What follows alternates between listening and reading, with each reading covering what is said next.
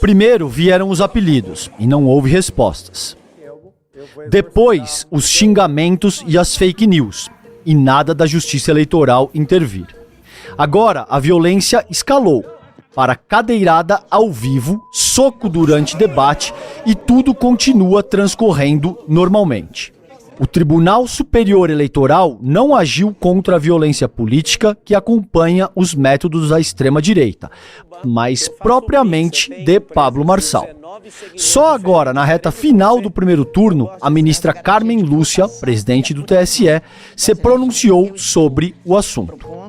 Ela condenou os atos violentos e disse que acionou os órgãos de investigação e os tribunais regionais eleitorais para coibir a violência política. Por outro lado, os órgãos de imprensa também têm sua participação nessa escalada violenta.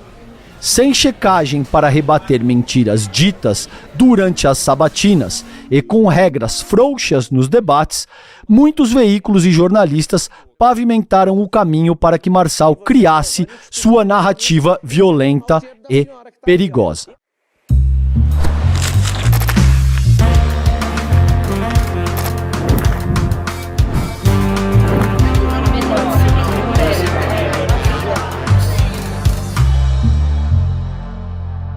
Olá, comunidade CL, seja muito bem-vinda para mais uma edição do Em Detalhes, o seu videocast diário com os temas mais pertinentes do momento. Hoje, comigo, César Calejon. Estou aqui com a difícil missão de substituir minha queridíssima Gabi Varela. E hoje a gente conversa com o Dr. Valber Agra, Dr. Valber Agra, que é advogado, professor e promotor do estado de Pernambuco.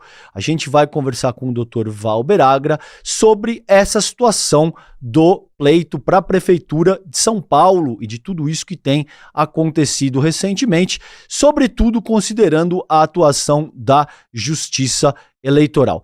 Dr. Valber, bem-vindo ao Em Detalhes, prazer falar com o senhor. Para mim é uma honra e um prazer ser entrevistado por alguém da sua estatura intelectual. É um prazer sempre. O prazer é todo meu, querido.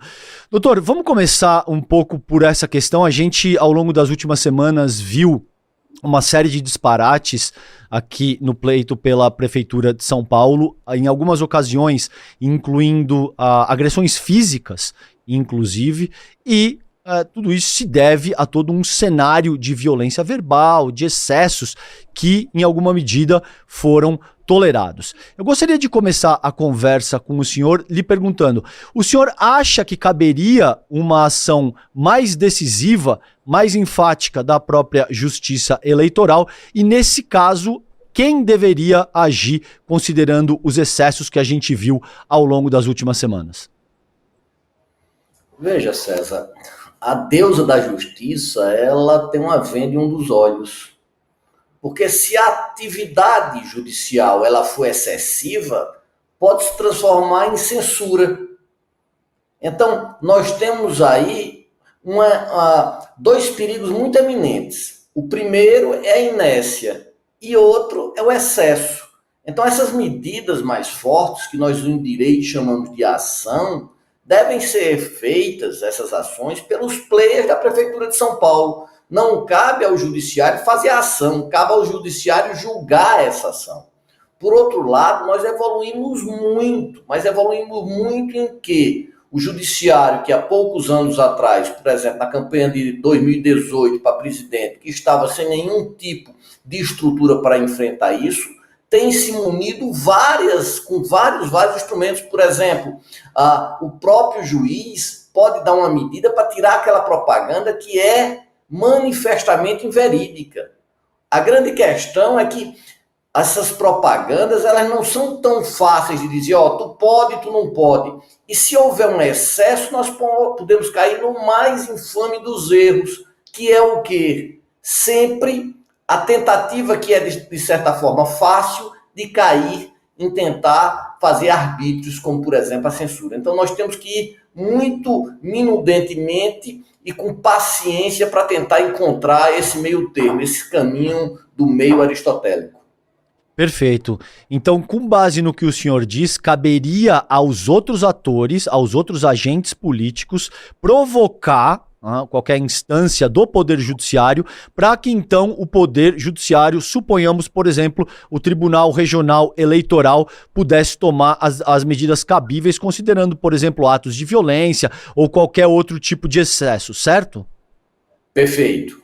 Primeiro seria o juiz da propaganda, um juiz de primeira instância, depois disso, em grau de recurso, iria para o Tribunal Regional do Estado de São Paulo e a última instância seria o Tribunal Superior Eleitoral. Vamos por exemplo, vamos ver essas notícias que foram divulgadas que o Marçal estaria pagando publicidade por conta de empresas, por pessoas não declaradas, pessoas que não fazem parte do processo eleitoral, de dinheiro que não estivesse passando, e eu estou supondo, não estou afirmando, eu não tenho condições de dizer, porque não houve investigação.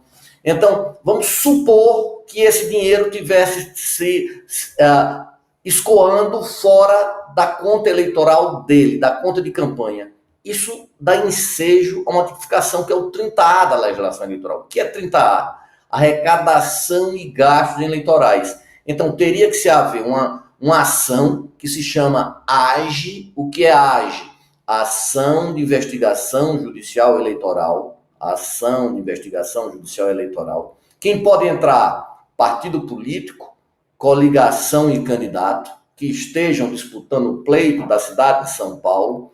Iria haver uma investigação e depois dessa investigação, se fosse comprovado que está havendo dinheiro de fontes proibidas passando sem ser pela conta, as contas específicas do candidato para fazer propaganda de disseminação de discurso de ódio, fake news e fatos cabalmente inverídicos, aí sim haver-se-ia uma sanção que seria o quê? Duas.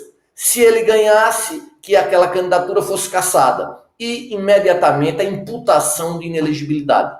Veja que eu não estou afirmando que isso está acontecendo, mas há vários indícios que esses indícios devem ser investigados para quê? Para garantir a integralidade, para garantir a integridade, melhor dizendo, do processo eleitoral.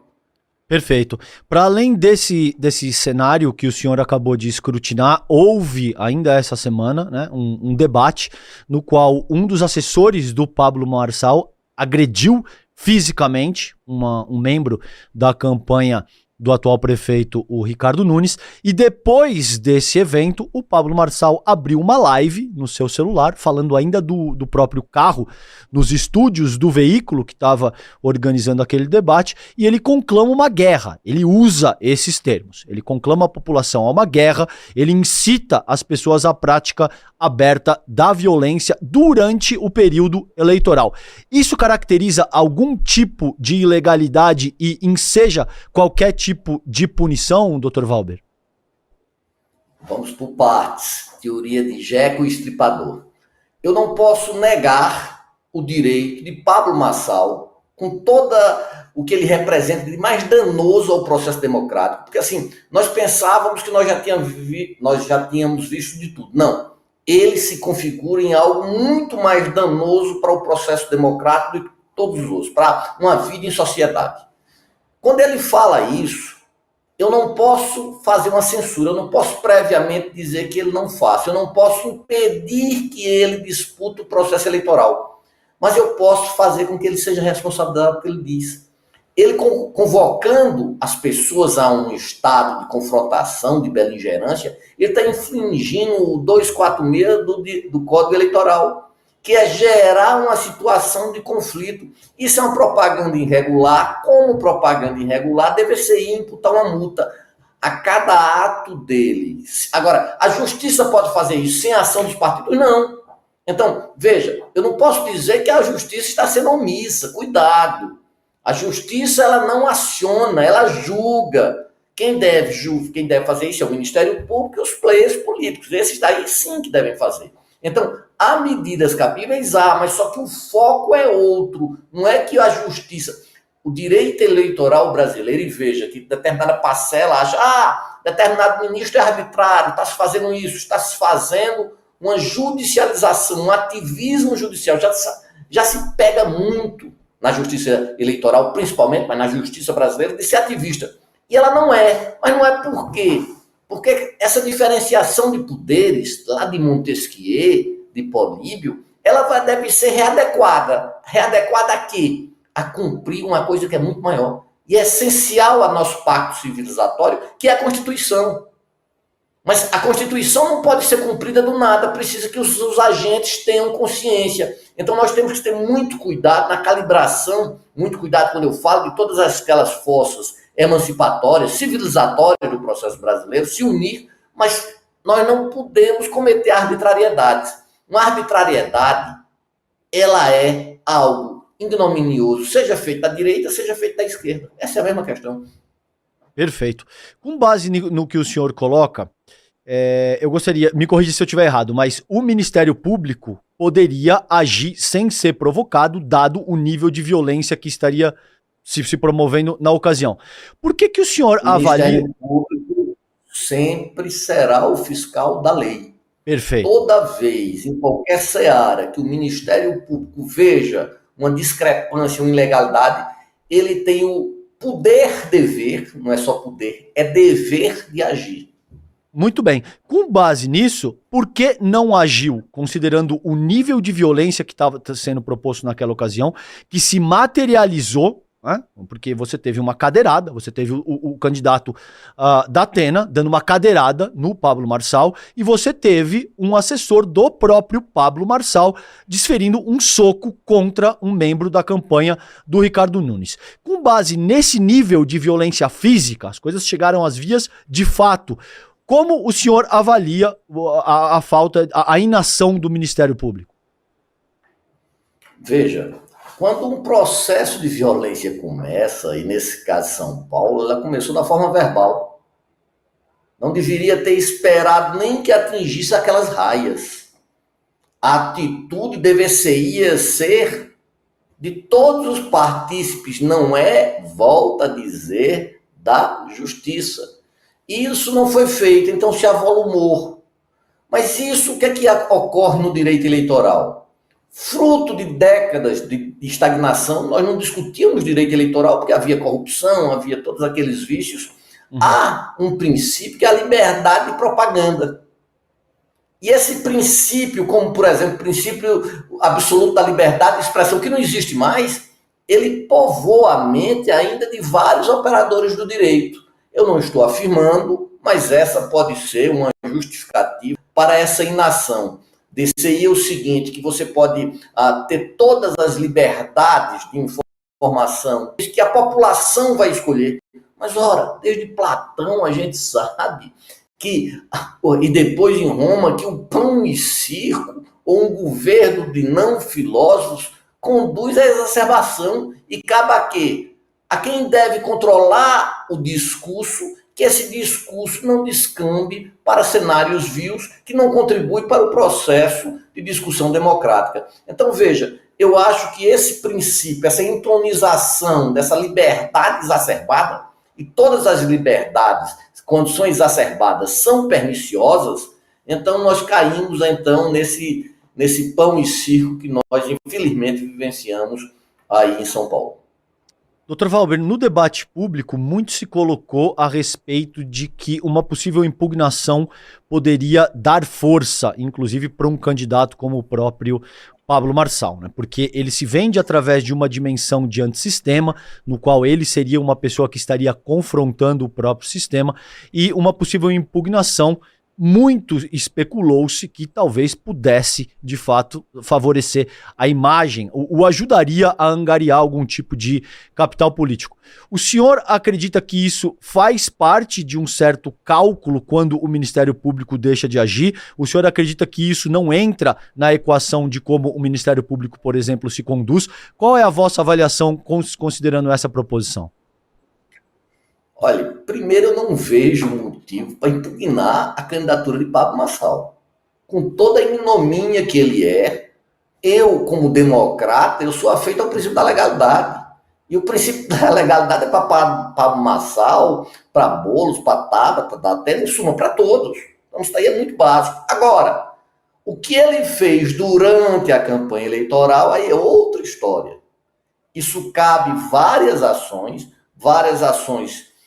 não tão graves, que pode dar pena de multa, ações bem mais graves, que podem dar inelegibilidade, ações que podem fazer com que ele perca tempo no horário gratuito eleitoral, e ações que, se ele ganhe, ele perca o mandato. Agora, o direito dele ser candidato, nós podemos discutir a viabilidade de partidos como esses, que são partidos de aluguéis. Nós já deveríamos ter banido isso daí. Mas essa discussão, veja, toda vez quando nós não conseguimos um debate progressista, nós achamos que o direito deve fazer esse trabalho.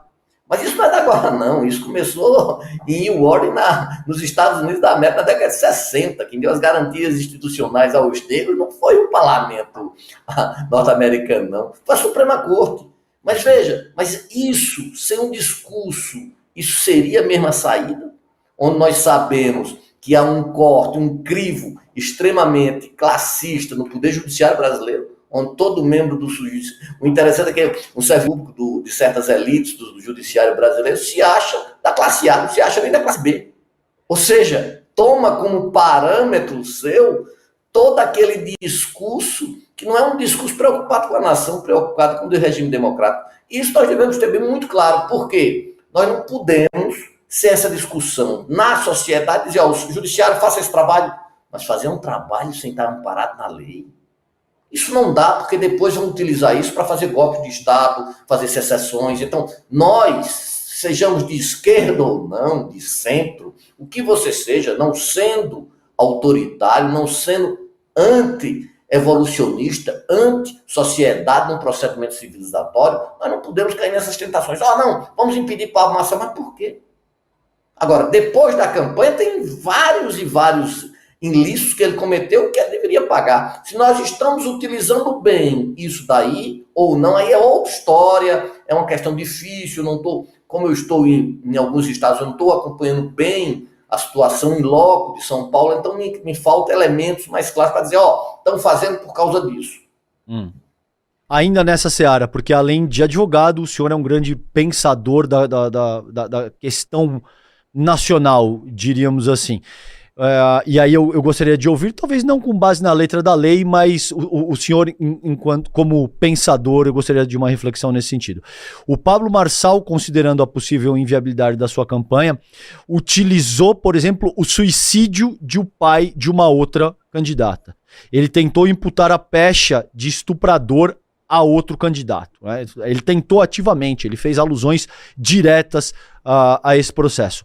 O senhor acredita que isso não é uma pergunta legítima, não é uma pergunta retórica? Eu gostaria de lhe ouvir a respeito disso.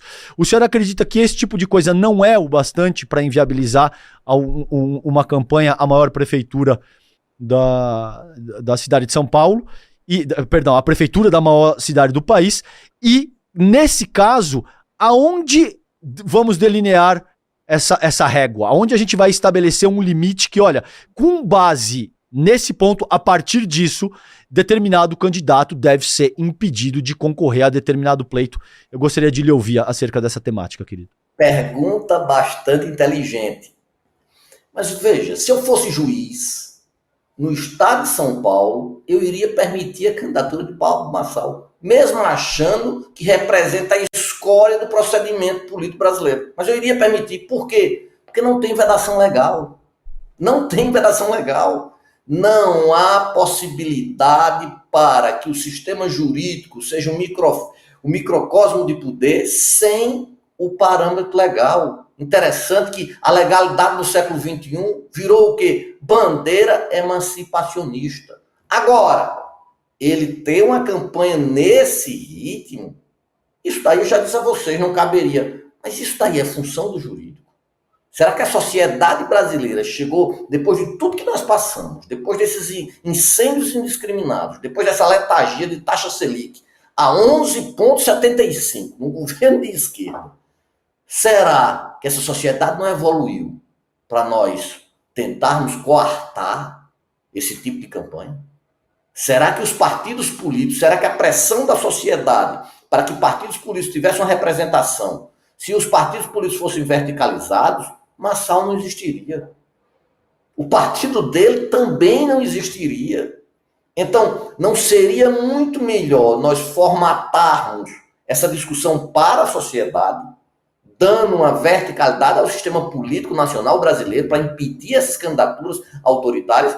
Mas o que é que nós queremos? Nós queremos que o jurídico resolva tudo. Quando a sociedade, por incompetência ou por estruturas nossas, né, a questão subjetiva e objetiva, nós não temos nem a objetiva nem a subjetiva, a gente quer que o direito faça isso, que o direito leve progressos, onde só há ausência de luzes, obscuridade. Será que o direito pode fazer isso? Eu lhe confesso, como cidadão e como alguém que estuda a área jurídica, que isso é impossível. Nós queremos dar uma primazia ao que não serve, e essa primazia depois pode fazer o quê? Se voltar contra nós mesmos. Veja, foi o jurídico que ensejou, por exemplo, constituições autoritárias, como a de 37, que chancelou golpes de Estado, como 64. Aí você quer que esse jurídico, você quer fazer que haja a fermentação dos ovos da serpente, porque esse jurídico sem a legalidade é tão autoritário quanto qualquer coisa que você vê aí. Então eu tenho muito medo desse jurídico sem parâmetros legais. Então eu prefiro, se eu fosse juiz do TRE de São Paulo, com muito orgulho e uma honra para mim, eu iria, infelizmente, mas seguindo o parâmetro da Constituição, liberando a candidatura do senhor Pablo Marçal, e se ele cometeu, como ele cometeu essa série de assínteses, assim, assínteses, é coisa até jocosa ver onde é que nós estamos no nosso nível político. Porque se nós tivéssemos um debate mais racional, não existiria Pablo Marçal. Perfeito. Perfeito. Em 1937, que o senhor faz alusão à instauração do Estado Novo, e em 1964 é o golpe empresarial, militar, cívico de 1964. Perfeito. Acho que são dois exemplos claros do porquê que a gente deve ter esse tipo de cuidado quando a gente está tratando desse tema ao qual o senhor se posiciona muito bem. Dr. Valber, a gente está caminhando aqui para o fim da nossa conversa, mas tem uma questão que eu acho que é um tema muito premente e que eu gostaria de explorar ainda nesse programa com o senhor, que são as eleições de 2026. Porque com base nisso que o senhor ressaltou, muito provavelmente outros candidatos vão emular o comportamento do Pablo Marçal, porque a gente vive numa economia da atenção, no qual as pessoas percebem que o ultraje, que o conflito pode ser utilizado de uma forma muito competente para angariar capital político, e muito provavelmente isso vai ser reproduzido por outros candidatos, principalmente considerando o pleito presidencial de 2026. Como um grande intelectual, um grande pensador da nossa questão jurídica, da nossa questão sociopolítica, da nossa questão eleitoral, o que o senhor aponta ser pertinente em termos de debate, em termos de mudança, em termos de possíveis adequações que devam ser feitas para que a gente tenha um pleito presidencial minimamente saudável, no qual propostas sejam debatidas e no qual a gente não tenha esse nível de agressão verbal e física? Pergunta também arguta. Nós vivemos na sociedade de espetáculo, debord. Está aí muito claro para mim. Mas veja, nós temos que ter um projeto mínimo de nação. Como é que a gente vai ter um projeto de nação se a gente não explica que o maior déficit que nós temos é o déficit do sistema financeiro? Nós não fazemos um embate contra o sistema financeiro. Todo ano nós temos 300 e tantos bilhões e nós ficamos discutindo se nós gastamos 2 ou 3 bilhões para educação, 2 ou 4 bilhões para a saúde. Ou seja, a questão é econômica. Lá atrás, Clinton disse naquele debate memorável nos Estados Unidos, é econômico. Como é que eu posso dizer para a pessoa que vai ter uma creche se eu não dou as condições? Se eu pego creches e financio essas creches privadas, são geridas por políticos. Então eu tenho que chamar a sociedade e começar a discutir de forma muito clara. Qual é a diferença entre nosso governo e um governo outro? A Petrobras privatizada, uma empresa que vale em torno de 500 bilhões, ela vai gerar lucro para quê? Como era o lucro antes dela, no PPI?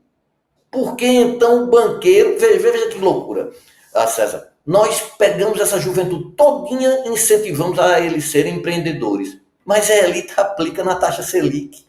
sem precisar fazer nada, ganhando aí 11,5%, 11,75%, 12%, 13%. Então, veja, até nisso nós fazemos estelionato, até na juventude. Então, esse empreendedorismo não existe. Mas o que é que a gente vai dizer àquela pessoa que está trabalhando 10, 12 horas? Dizer, tu vai pensar só no Bolsa Família? Tu vai pensar só no BPC? O que é que eu vou dar àquele que trabalha? Veja que coisa dura para a esquerda. O benefício deve ser igual ao salário. É isso mesmo que a gente está propondo? Ou seja, o cara que não trabalha deve ganhar igual aquele que trabalha, que vai sustentar sua família. Então, isso nós temos que analisar e nós temos que fazer o quê? As forças ditas progressistas devem ir para onde? Devem ir para a terapia. Nós devemos fazer uma autoanálise que nós não fazemos. Então, isso nós temos que fazer para aí sim construir, através disso, um embate. E veja, esse embate nós não temos. Nós somos pautados por quê? Porque eu tenho que ter um juro por 75. A inflação descendente, os Estados Unidos baixa a taxa dele de 0,5 e a gente sem nada. E devemos ficar calados, porque a expectativa do mercado é subir. O que é expectativa? O que é idealismo puro, mas um idealismo fajuta, veja. Fosse o idealismo alemão do século XIX, mas não, um idealismo que não serve para nada. Nada. Não, olha, eu acho que vai ser, mas se não for, não é. Ou seja, nem aquela mãe de Iná, da minha época, tinham previsões tão estapafúrdias como as nossas. Então, assim, é um circo, né? É um circo para se divertir. Maravilha, doutor Valber Agra, advogado, professor, promotor do estado de Pernambuco. Uma honra falar com o senhor. Eu ficaria 3, 4 horas discutindo o atual estado de coisas determinado no Brasil, discutindo, aprendendo, lhe ouvindo. Infelizmente, eu preciso encerrar o Em Detalhes de hoje, mas sempre uma honra aprender com o senhor. Obrigado pelo seu tempo, obrigado pelas considerações, doutor Valber. Para mim é uma honra sempre estar aqui no ICL. Quero aproveitar o dia de hoje para repudiar essa tentativa de ameaça, essa tentativa de coação, essa tentativa despudorosa. No Brasil nós não temos vozes, nós não temos lampejos de inteligência. E quando esses lampejos aparecem, tentam cerceá-lo e de forma violenta, veja só. Então me solidarizo com o Edu, com todos vocês, e eu acho que nós deveríamos partir para o combate, um bom combate. Obrigado, Dr. Valber. Para vocês também, obrigado pela presença de hoje. Um prazer estar com vocês e até mais. Tchau, tchau. As eleições municipais estão chegando e o ICL preparou uma aula essencial para você assistir antes de ir às urnas. Essa é uma etapa importante para a nossa democracia e por isso devemos ter a clareza de votar em candidatos que compartilham dos mesmos ideais. Pode parecer mentira, mas há pessoas que ainda caem nessa contradição. E para isso não acontecer, a gente te convida a participar da aula aberta e gratuita O Pobre de Direita, com Gessé Souza e o Edu Moreira, no dia 29 de setembro, esse domingo, agora, a partir das 20 horas, às 8 horas da noite. Será um debate de alto nível para entender como a manipulação política influencia no seu voto e descobrir como resistir às estratégias antes das próximas eleições. Faltam 2 dias, então garanta já a sua vaga. Acesse emdetalhesicl.com.br e faça sua inscrição agora mesmo. Faltam só 2 dias para nossa aula e lançamento do novo livro do Gessé Souza, O Pobre de Direita. Vai acontecer 29 de setembro, domingo, às 8 horas da noite. Uma aula histórica para ajudar a gente a entender um fenômeno que molda os rumos do país e molda também toda a parte política do país. Para você não perder, clica no link aqui embaixo e se inscreve. E se você já está inscrito, clica lá no lembrete, naquele sininho de notificações que tem no YouTube para você, enfim, tá junto com a gente no domingo. Uma aula histórica dessa é importante assistir. Um abraço e a gente se vê daqui a 2 dias.